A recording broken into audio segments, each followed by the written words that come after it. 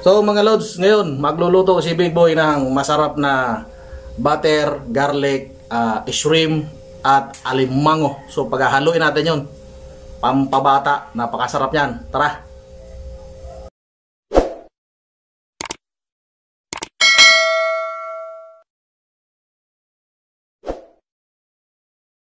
So mga lods, ito yung ating alimango na iluluto. So ilang piraso kaya yan? 1, 2, 3, 4, 5, 6, 7. Mabuhay pa. O, gumagalaw pa. So yan ang ating alimango. At nandito naman sa ating planggana yung hipon. Yan, paghahaluin ko siya. Ngayon mga lods, pakukuluan ko sa sariling katas niya yung ating alimango. Yan. Medyo hindi tayo nakailag, nakagat ako nung isa, masakit. So pasisingawan ko siya sa sarili niyang katas. Takpan muna natin.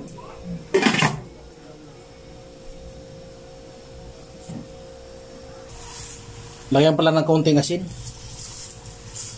para matanggal yung lansa.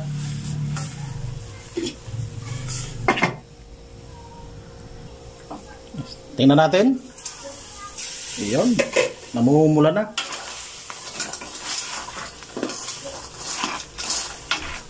So, ang ganda guys, 8 piraso pala yung ating alimango.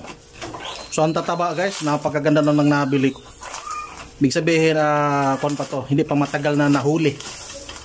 Kasi yung alimango guys, pag matagal na nahuli, abang araw-araw pumapayat siya kasi hindi na nakakain. Pero ito ang tataba pa oh. Kuha nito, kung bagay yung alimango tong alanganin. Alanganing lalaki, alanganing babae.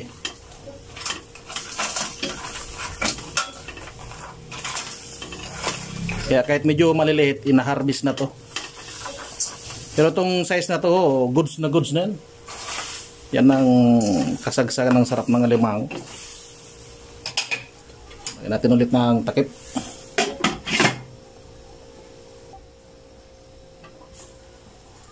Iyan, ang ganda na ng pagkapula.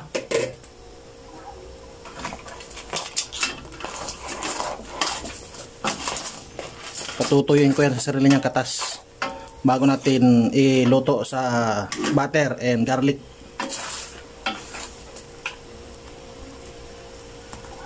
So ngayon mga lods, magigisa na tayo ng ating niluluto ngayon.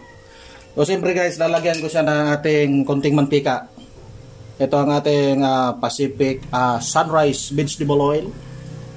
So, lagyan lang natin siya ng kaunti. Sabay konti na pala laman din ito. Yan. At ilagyan na rin natin ang dairy cream butter.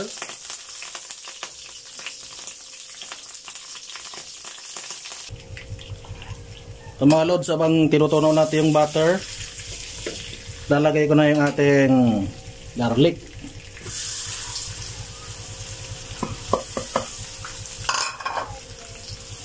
So wala tayong tagahawak ng ating camera, kaya tutok-tutok lang tayo ngayon.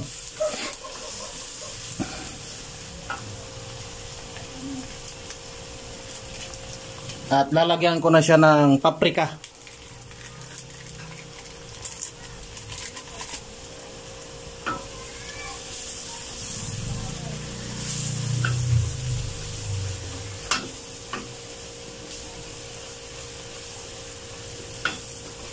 So, luluto-lutuin lang natin yung ating garlic para mabango.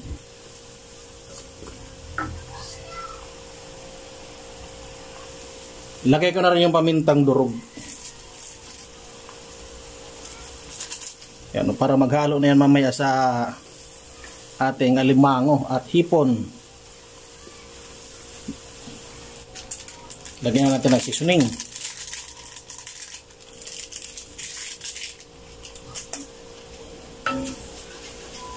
Guys, templado na ang ating butter garlic. Lagay ko na si alimango. Yan. Tataba. Siyempre ang ating hipon.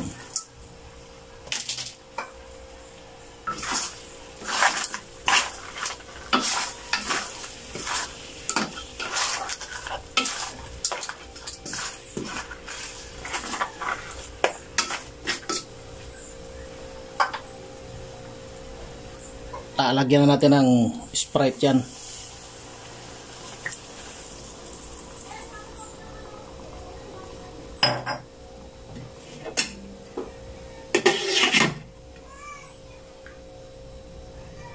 So mga lods, check natin kung goods na.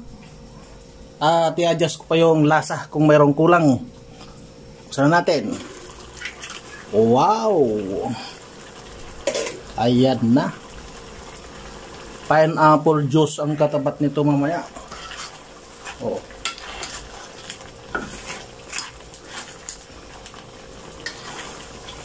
Napakaganda na. Malapit na yan mga lods. Yan ang ating butter, garlic, shrimp at alimango. So guys, kaya dinagdagan ko ng shrimp para di tayo mabitin magulam. Yan guys, oh, ganda ng alimango. Taba. Tikman natin kung goods na. So napakasarap ng sabaw nito mga lods kasi may kon siya, Sprite. Wow. Ayos. Napakasarap na.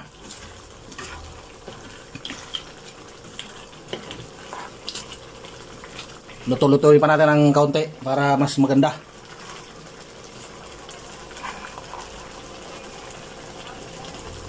So mga lods, patutuyo-tuyon ko siya ng sarsa. Medyo marami-rami pang tubig, oh. Takpan natin ulit para maluto ng gusto ang ating alimango.